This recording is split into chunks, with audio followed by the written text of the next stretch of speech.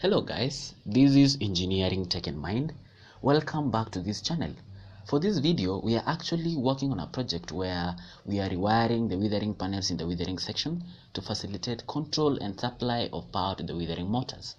This is actually a very important unit in a processing factory, and I'm actually going to be showing you a brief summary on the steps taken on the project. Prior to this video, we had actually brought in the materials and tools that we shall be using, and also did the risk assessment and obtained necessary permits for the project. So we are actually starting with the preparing the RHS beams and the brackets that are going to be used to hold the cable trays on the walls.